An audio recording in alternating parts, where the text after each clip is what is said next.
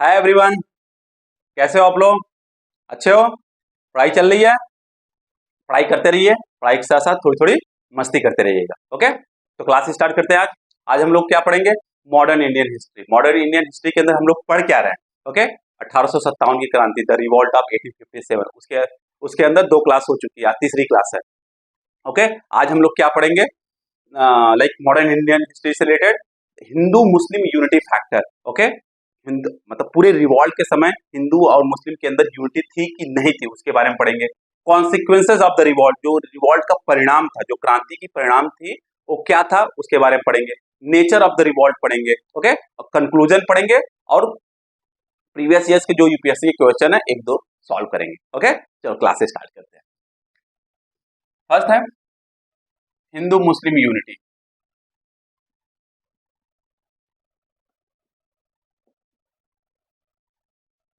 और इससे रिलेटेड कोई भी डाउट्स हो तो पूछते रहिएगा आप लोग। जो प्रीवियस क्लास में इससे रिलेटेड भी कोई डाउट्स हो तो आप लोग पूछते रहिएगा। 1857 की क्रांति के समय जहां जहां रिवॉल्ट हुआ था वहां वहां देखा गया कि हिंदू और मुस्लिम में कोई दंगे नहीं थे, कोई सब आराम से रह रहे थे। मतलब 1857 के क्रांति के समय हिंदू और मुस्लिम में पूरा का पूरा कंप्लीट कोऑपरेशन था, एक दूसरे का पूरा पूरा सहयोग कर रहे थे। ओके, इसी कारण जो था हर सेक्शन के लोग, चाहे वो पीजेंट हो, ओके, चाहे लीडर हो, चाहे सिपाही हो, सब ने एक साथ मिलकर बहादुर शाह जफर को इंडिया का एम्परर घोषित किया था और रिवॉल्ट का लीडर घोषित किया था। ओके, बहुत से ऐसे जगह थे, बहुत से ऐसे जगह थे पूरे रिवॉल्ट के समय जहां पे काउ स्लॉटरिंग बैन कर दिया गया था, मतलब गायों को काटना पूरी तरीके से बैन कर दिया गया था। हिंदू और मुस्लिम एक दूसरे के सेंटिमेंट की रिस्पेक्ट करते थे और इस रिवॉल्ट के दौरान जो लीडर थे वो हिंदू कम्युनिटी से भी थे और मुस्लिम कम्युनिटी से भी थे। लाइक हिंदू कम्युनिटी से कौन कौन लीडर थे? लाइक नाना साहब थे जो कानपुर से थे, वीर कुंवर सिंह थे बिहार से थे, रानी लक्ष्मीबाई थी झांसी से थी, देवी सिंह थे मथुरा से थे, तुलाराम थे हरियाणा से थे। ठीक उसी तरीके मुस्लिम कम्युनिटी से कौन थे? बेगम हजरत महल लखनऊ से थी। ओके, खान बहादुर खान बरेली से थे, मौलवी अहमदुल्ला फैजाबाद से थे, खान बख्त खान दिल्ली से थे और पूरे क्रांति के जो लीडर थे वो बहादुर शाह जफर थे। तो इसे देखा जाता है कि 1858 से पहले जो इंडिया में लोग थे वो कम्युनल बिल्कुल नहीं थे और जो इंडिया की पॉलिटिक्स थी वो कम्युनल बिल्कुल नहीं थी। पर इस कैरेक्टर को, इस विचारधारा को और इस पूरे ताकत को ब्रिटिशर्स ने समझ लिया। उसी के बाद ओके 1858 से उन्होंने डिवाइड एंड रूल पॉलिसी अपनानी शुरू कर दी, जिससे कि हिंदू और मुस्लिम डिवाइडेड रहे और ये ब्रिटिशर जो है, अंग्रेज जो है, अधिक से अधिक समय तक इंडिया पे राज कर सके। समझ में आ गया? हिंदू मुस्लिम यूनिटी फैक्टर समझ में आ गया। अब दूसरा पढ़ते हैं the consequences of the revolt. Consequences of the revolt.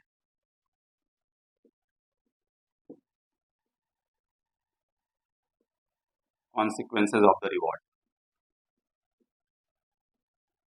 पूरे रिवॉल्ट का परिणाम क्या था? इंपैक्ट ऑफ द रिवॉल्ट, जो इंपैक्ट ऑफ द रिवॉल्ट था वो क्या था? सबसे पहली बात, इस रिवॉल्ट को अगर देखा जाए तो 1857 की जो क्रांति है पूरी एक टर्निंग पॉइंट है इन द इंडियन हिस्ट्री। भारतीय इतिहास का पूरा एक टर्निंग पॉइंट है। हम लोग कैसे देखते हैं 1857 की क्रांति को? 1857 की क्रांति से पहले का भारत, 1857 की क्रांति से के बाद का भारत। समझ में आ गया? इसके कारण क्या हुआ? ब्रिटिशर्स ने अपने पॉलिसी में चेंजेस लाए, अपने एडमिनिस्ट्रेशन के अंदर चेंजेस लाए। किस तरीके से लाए? 1858 में ब्रिटिशर्स ने गवर्नमेंट ऑफ इंडिया एक्ट पास किया। 1858 में ब्रिटिशर्स ने क्या पास किया? Okay, government of India act, जो कि बहुत इंपॉर्टेंट है।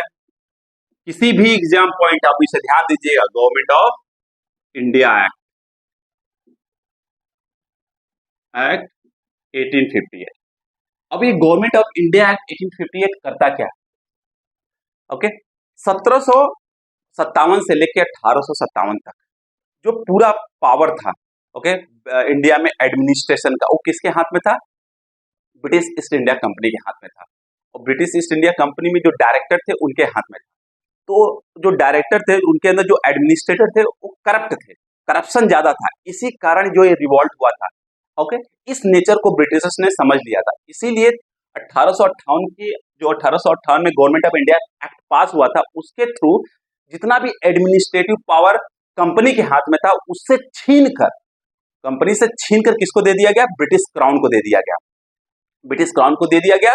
और एक नई पोस्ट क्रिएट की गई, secretary of state, secretary of state की नई पोस्ट क्रिएट की गई। और जो सेक्रेटरी ऑफ स्टेट था वो कौन था? ब्रिटिश कैबिनेट का मेंबर था। ओके, इसीलिए सेक्रेटरी ऑफ स्टेट किसको रिस्पॉन्सिबल था? ओके, ब्रिटिश पार्लियामेंट को रिस्पॉन्सिबल था। अब कह सकते हैं कि इंडिया में किसका रूल आ गया? डायरेक्टली और इनडायरेक्टली ब्रिटिश पार्लियामेंट का रूल आ गया इंडिया के अंदर। और सेक्रेटरी ऑफ स्टेट को असिस्ट करने के लिए काउंसिल बनाया गया, जिसमें जो मेंबर हुआ करते थे वो सेक्रेटरी को असिस्ट करते थे। समझ में आ गया पहला चेंजेस। दूसरा चेंजेस क्या आ गया? अब ब्रिटिशर्स ने पूरे 1857 की क्रांति को समझने के बाद जो उनका एनेक्सेशन का पॉलिसी था, मतलब राजाओं के पूरा राज्य को हथिया लेना और अपने ब्रिटिश साम्राज्य को बढ़ाना फैलाना, वो जो पॉलिसी था उसको खत्म कर दिया। उनको समझ में आ गया, क्योंकि बहुत सारे राजा थे इस 1857 की क्रांति के समय, वो रिवॉल्ट में भाग ही नहीं लिए थे। और बहुत सारे राजा थे वो रिवॉल्ट में भाग लिए थे, ब्रिटिशर्स के अगेंस्ट थे। बहुत सारे राजा थे जो रिवॉल्ट में ब्रिटिशर्स का सपोर्ट किए थे। इसी कारण इस कैरेक्टर को समझकर ब्रिटिशर्स ने एनेक्सेशन और एक्सपेंशन की जो पॉलिसी थी उसको खत्म कर दिया। और जो भारतीय राजा थे उनको विश्वास दिलाया कि उनके राइट्स का, उनके जो अधिकारों का ब्रिटिश सम्मान करेंगे और जो उनके अधिकारों का रिस्पेक्ट किया जाएगा। समझ में आ गया? ये दूसरा चेंजेस था। अब तीसरा चेंजेस, सबसे बड़ा जो चेंजेस आया था वो आर्मी में आया था, क्योंकि जो पूरा रिवॉल्ट 1857 का था वो स्टार्ट कहां से, किसके कारण हुआ था? सेपॉय म्यूटेनी के कारण हुआ था। इसी कारण बहुत सारे चेंजेस लाएंगे। क्या चेंजेस लाएंगे? अधिक से अधिक मात्रा में अब क्या था? यूरोपियन सोल्जर्स आ गए, अधिक से अधिक मात्रा में यूरोपियन सोल्जर्स आ गए, अधिक से अधिक मॉडर्न वेपन्स आ गए इंडिया के अंदर। अब बंगाल प्रेसिडेंसी में देखा जाए, बंगाल प्रेसिडेंसी में हर 2 इंडियन सोल्जर्स पर एक यूरोपियन सोल्जर्स रख दिया गया, हर 2 इंडियन सोल्जर्स पे एक यूरोपियन सोल्जर्स रख दिया गया। अब क्या होगा? अब कभी भी फॉर एग्जांपल अगर 1857 की तरह क्रांति अगर भविष्य में करनी होगी तो सोल्जर्स को एक साथ आना पड़ेगा। जैसे ही सोल्जर्स एक साथ आएंगे तो उसमें से 2-3 सोल्जर्स में क्या है? 2 इंडियन है, 1 यूरोपियन है, तो तुरंत पता चल जाएगा किसको? ब्रिटिश सरकार को, कि जो इंडियन सोल्जर्स है वो इस तरीके का प्लानिंग कर रहे हैं, तो उसको सप्रेस कर दिया जाएगा। इसीलिए ब्रिटिशर्स ने थोड़ा दिमाग लगाया, हर बंगाल प्रेसिडेंसी में हर 2 सोल्जर्स पर एक यूरोपियन सोल्जर्स रख दिया गया। उसी तरीके से मद्रास प्रेसिडेंसी में देखा जाए और महाराष्ट्र बॉम्बे प्रेसिडेंसी में देखा जाए, वहां पे क्या था? हर 5 इंडियन सोल्जर्स पे 2 यूरोपियन सोल्जर्स रख दिया गया। तो यह स्मार्ट मूव था ब्रिटिशर्स द्वारा कि पुनः भविष्य में 1857 की तरह क्रांति न हो सके। समझ में आ गया? और जो इंपॉर्टेंट जियोग्राफिकल लोकेशन थे, जो इंपॉर्टेंट जियोग्राफिकल लोकेशन थे या मिलिट्री पोस्ट था, वहां से इंडियन को हटा दिया गया और यूरोपियन सोल्जर्स को डिप्लॉय कर दिया गया। ओके, और अधिक जो भी वेपन्स थे, आर्टिलरी थी, अब वहां पे इंडियन को नहीं दिया गया। अब वो जो वेपन्स थे, आर्टिलरी थी, अब किसके अंदर आ गया? यूरोपियन सोल्जर्स के अंदर आ गया। और इसके बाद ब्रिटिशर्स यहाँ पे नहीं रुके, उन्होंने क्या किया? डिवाइड एंड रूल की पॉलिसी अपनाई। क्या डिवाइड एंड रूल की पॉलिसी अपनाई? अब जो रिक्रूटमेंट होता था आर्मी के अंदर, वो किसके बेस पे होने लगा? मतलब रीजन के बेस पे, रिलीजन के बेस पे, कास्ट के बेस पे, जान मतलब रिलीजन के बेस पे होने लगा, रीजन के बेस पे होने लगा, कास्ट के बेस पे होने लगा। अगर इस टाइप का डिस्क्रिमिनेशन आर्मी में होने लगेगा तो जो नेशनल सेंटीमेंट हो वो क्या हो जाएगा? खत्म होना शुरू हो जाएगा। समझ में आ रहा है? तो ये भी एक स्मार्ट मूव था ब्रिटिशर्स द्वारा अपने साम्राज्य को बरकरार रखना और इंडियन के अंदर जो नेशनलिज्म है उसको खत्म कर देना। समझ में आ गया? और जो आर्मी के अंदर रेजिमेंट हुआ करती थी, आर्मी के अंदर रेजिमेंट हुआ थी, उस रेजिमेंट का नाम भी कम्युनल कर दिया गया। ओके, कास्ट के नाम पे कर दिया गया, रीजन के नाम पे कर दिया गया, कि जो सोल्जर्स है उनको अपने देश के प्रति प्यार न आए, नेशनलिज्म न आए। इस तरह पूरा ये डिवाइड एंड रूल का पॉलिसी अपनाया गया, नेशनलिज्म को खत्म करने का प्रयास किया गया। और कुछ जो सोल्जर्स थे जो 1857 की क्रांति में ब्रिटिशर्स का बहुत मदद किए थे पूरे रिवॉल्ट को सप्रेस करने में, वो कौन थे? पंजाबी। ओके, पंजाबी थे, गोरखा थे और पठान थे। इन लोगों ने 1857 की क्रांति को दबाने में, खत्म करने में ब्रिटिशर्स की बहुत सहायता की, इसलिए इनको मार्शल घोषित कर दिया गया। इनको मार्शल घोषित कर दिया गया और उसके बाद 1858 के बाद आर्मी के अंदर पठान का, गोरखा का और पंजाबी का रिक्रूटमेंट अधिक से अधिक मात्रा में होने लगा। और जहां पे रिवॉल्ट स्टार्ट हुआ था, कहां पे रिवॉल्ट स्टार्ट हुआ था? अवध में, मेरठ में, अवध में स्टार्ट हुआ था, सेंट्रल इंडिया में था और बंगाल में था। जहां जहां ये रिवॉल्ट स्टार्ट हुआ तो वहां से रिक्रूटमेंट आर्मी के अंदर एकदम बहुत ना के बराबर होने लगा, बहुत कम होने लगा और उनको नॉन मार्शल घोषित कर दिया गया। समझ में आ गया? ये है आर्मी, जो चेंजेस आर्मी में लाएंगे। पक्का समझ में आ गया? No problem. ओके, नेक्स्ट क्या है? हम लोग पढ़ेंगे nature of the revolt. Nature of the revolt, the nature of the revolt. अब नेचर ऑफ द रिवॉल्ट क्या है? कॉन्सिक्वेंसेज आप लोगों को समझ में आ गया? आराम से देख लीजिएगा। अब नेचर ऑफ द रिवॉल्ट क्या है? बहुत से ऐसे ब्रिटिश हिस्टोरियन है, वो कहते हैं कि जो ये रिवॉल्ट है 1857 की जो क्रांति है, वो एक सेपॉय म्यूटिनी है। चलो मान लेते हैं सेपॉय म्यूटिनी है। स्टार्टिंग में था सेपॉय म्यूटिनी। ओके, पहले जो 10 ओके 10th में 1857 को एक रिवॉल्ट स्टार्ट हुआ। कहां से स्टार्ट हुआ? मेरठ से स्टार्ट हुआ। वो पूरा पूरा सेपॉय म्यूटिनी था। पर उसके बाद देखो हर सेक्शन के लोग पार्टिसिपेट करना स्टार्ट कर दिए। कौन? फार्मर, किसान भी पार्टिसिपेट किया। ओके, कलाकार भी, आर्टिसंस भी पार्टिसिपेट किया, हैंडीक्राफ्ट्स भी पार्टिसिपेट किया, छोटे जमींदार भी पार्टिसिपेट किए, कुछ जो राजा थे वो भी पार्टिसिपेट किए। इसलिए इसको मतलब 1857 क्रांति को केवल और केवल सिपाही म्यूटिनी कह देना ये बिल्कुल गलत है। ओके, क्योंकि सब लोग पार्टिसिपेट किए। ओके, डॉक्टर के ओके समझ में गया? अब उसमें डॉक्टर के दत्ता बोलते हैं, डॉक्टर के दत्ता कहते हैं कि जो ये रिवॉल्ट था ये क्या था? एक मिलिट्री आउटब्रेक था, केवल मिलिट्री आउटब्रेक था।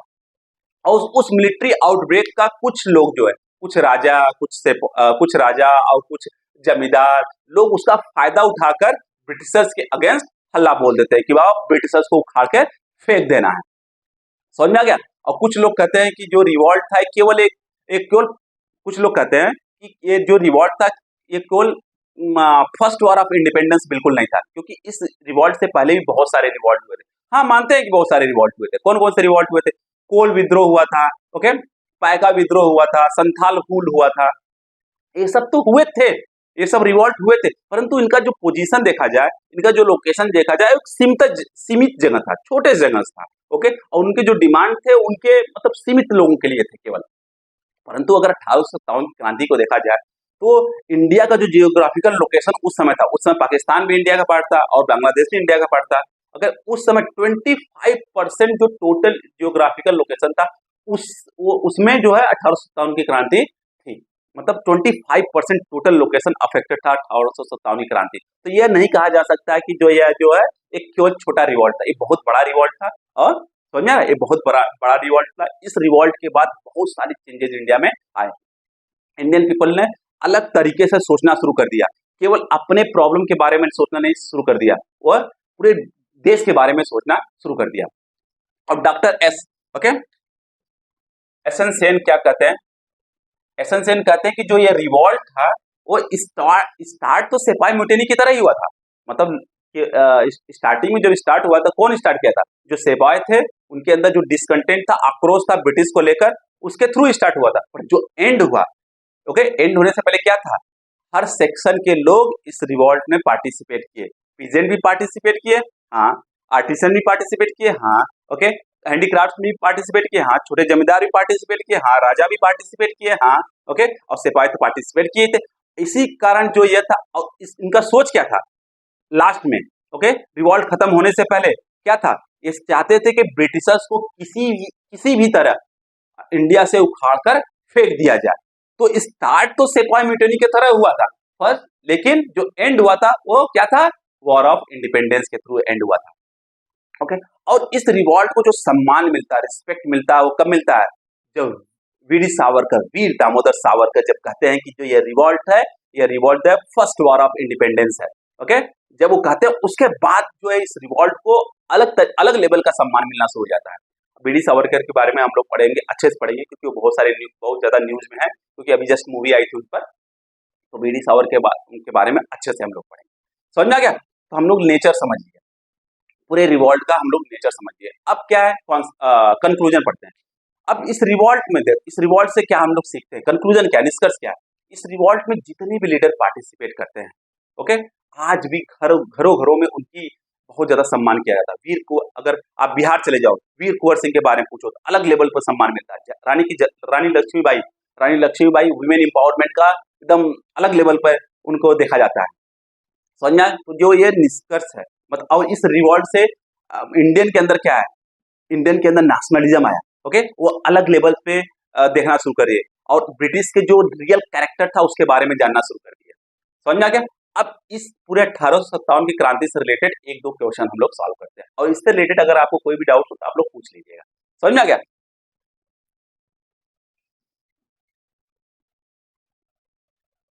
तो 1857 की क्रांति के बाद इंडियंस में एक अलग तरीके का सेल्फ कॉन्फिडेंस आ गया। ओके, अपने आप को रिस्पेक्ट भी करने लगे। अब कुछ क्वेश्चन सॉल्व करते हैं जिससे कि हमारा जो और समझ में आ जाए किस टाइप से यूपीएससी क्वेश्चन पूछता है 1857 से की क्रांति से related. Okay, identify the correct statement, identify the correct statements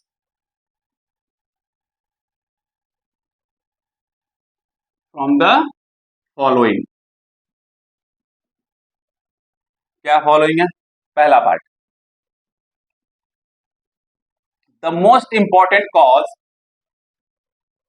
the most important cause of the popular discontent, popular discontent was economic exploitation,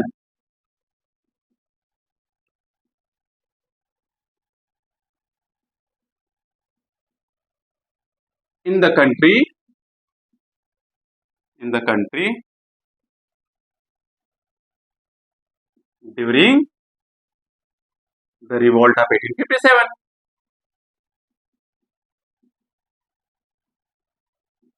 Okay, second, complete destruction, destruction of the traditional economic fabric, traditional economic fabric, okay, in country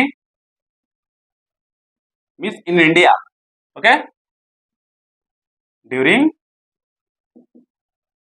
the revolt of 1857.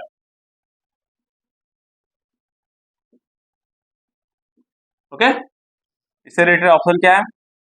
A, B, सी और D. ए में क्या है? First only correct है, दूसरा second only correct है, first and second दोनों। Okay, neither first one nor second one. Okay, अब इस क्वेश्चन को देखा जाए, 1857 की क्रांति से रिलेटेड जो है क्या था, मतलब the most important cause of the popular discontent was economic exploitation in the country during the revolt of 1857। हमने बताया था जब पढ़ाया था इकोनॉमिक कॉजेज में। ओके, सबसे ज्यादा जो डिसकंटेंट पीजेंट के अंदर आया था वो क्या था, किस लिए था कि जो इकोनॉमिक एक्सप्लॉयटेशन हुआ था, जो पूरे अर्थशास्त्र को बर्बाद कर दिया गया ब्रिटिशर्स के द्वारा, उससे रिलेटेड लोगों के अंदर आक्रोश था। ओके, किसके अंदर? पीजेंट के अंदर भी था, ओके, आर्टिसंस के अंदर भी था, हैंडीक्राफ्ट्समैन के अंदर भी था। ओके, तो ये ऑप्शन क्या है? करेक्ट है। ओके, इस ऑप्शन क्या है? करेक्ट है। तो ये ऑप्शन करेक्ट हुआ तो चेक करो, अगर ये ऑप्शन करेक्ट हुआ तो कौन सा ऑप्शन गलत हो गया, मतलब ये पार्ट अगर फर्स्ट पार्ट करेक्ट हुआ तो कौन सा ऑप्शन गलत हो गया? बी पार्ट और डी पार्ट गलत हो गया। समझ में आ गया? पक्का, मतलब फर्स्ट सही है। अब दूसरा देख, हमारा 50% काम हो गया, 50% काम हो गया, 50% बचा, 50% काम बच गया तो आपको छोड़ना नहीं है, आपको उस क्वेश्चन को अटेम्प्ट करना ही करना है। समझ में आ गया? Complete destruction of traditional economic fabric in the country during the revolt of 1857। क्या किया गया था?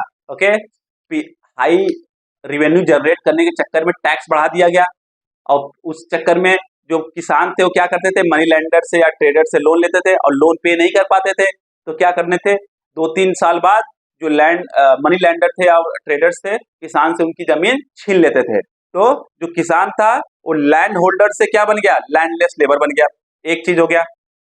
दूसरा चीज क्या हुआ, जो आर्टिसन थे, जो आर्टिसंस एंड हैंडीक्राफ्ट्समैन थे, उनको पेट्रोनेज कहां से मिलता था, मतलब पैसा उनको कहां से मिलता था? राजाओं से मिलता था। पर राजा जो है अब किसके अधीन हो गए? ब्रिटिश के अधीन हो गए तो राजा उनको पैसा नहीं दे पाते थे। ओके, इससे उनकी जो इकोनॉमिक थी वो खत्म हो गई, आर्टिसंस और हैंडीक्राफ्ट सेक्टर जो था वो खत्म हो गया पूरा तरह। ओके, तो उनके पास एम्प्लॉयमेंट बचा नहीं, तो उनके अंदर भी क्या, वो भी जो है इकोनॉमिक जो फैब्रिक था, ट्रेडिशनल इकोनॉमिक फैब्रिक था, उसको कर दिया गया, पूरी की पूरी तरह से तबाह कर दिया गया। तो इसका मतलब यह भी स्टेटमेंट क्या है, सही है। तब कौन सा ऑप्शन सही है, सी पार्ट। सी पार्ट जैसे टिक करोगे 2 नंबर मिल जाएगा, कॉन्फिडेंस बढ़ जाएगा, अपना अगला अपने आप सही हो जाएगा। समझ में आ गया? तो आराम से करना, सोच समझ के करना, और इसलिए पढ़ना सही से। अब दूसरा क्वेश्चन करते हैं। क्वेश्चन बहुत इंपॉर्टेंट है, पढ़ने से नहीं होता है, क्वेश्चन सॉल्व करना बहुत इंपॉर्टेंट है। इससे रिलेटेड क्वेश्चन आप लोग सॉल्व करो और अच्छे से सॉल्व करो। कोई डाउट्स होता है आप लोग पूछते रहो। सेकेंड क्वेश्चन, जो सेकेंड क्वेश्चन हो क्या है, ब्रिटिश आर्मी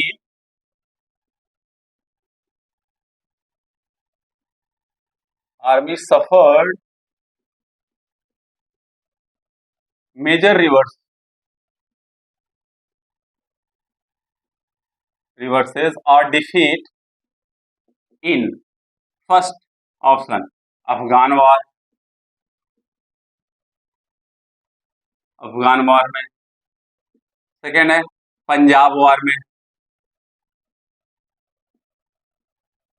ओके, थर्ड है क्रीमियन वॉर, एंड डी है all of the above.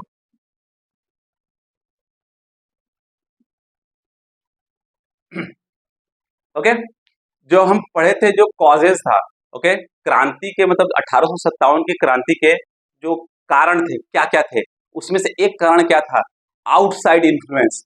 Outside influence में हम लोग क्या पढ़े थे, ब्रिटिशर्स ने डिफीट फेस किया था कहां पर, क्रीमियन वॉर में, ओके, अफगान वॉर में, और रिवर्सल मतलब रिवर्सेस फेस किया था, ओके, डिफीट फेस किया था कहां पर, पंजाब वॉर में। तो इसका मतलब जो ये तीनों स्टेटमेंट है, जो पहला ऑप्शन है वो भी करेक्ट है, दूसरा ऑप्शन वो भी करेक्ट है, तीसरा ऑप्शन वो भी करेक्ट है, इसलिए कौन सा ऑप्शन करेक्ट हो गया इस क्वेश्चन के लिए, ऑल ऑफ द अबव।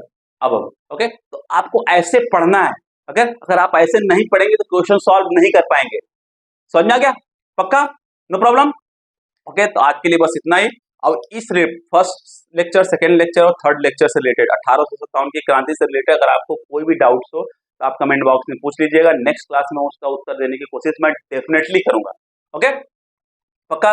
अब जाने से पहले अगर आपको कोई वीडियो या लेक्चर पसंद आया हो तो प्लीज इसको क्या करिए, लाइक करिए, शेयर करिए, सब्सक्राइब करिए। शेयर करेंगे तो क्या होगा, और लोगों को क्या होगा, फायदा होगा इसका, फ्री, क्योंकि ऑनलाइन फ्री क्लासेस है, पूरा का पूरा फ्री है, तो और फायदा होगा उन लोगों का। और जो बेल आइकन है उसको दबा दीजिएगा, जिससे कि मैं वीडियो जब अपलोड करूं तो आपको नोटिफिकेशन मिल जाए। Okay, thank you very much, bye bye, take care, पढ़ते रहिएगा आप लोग।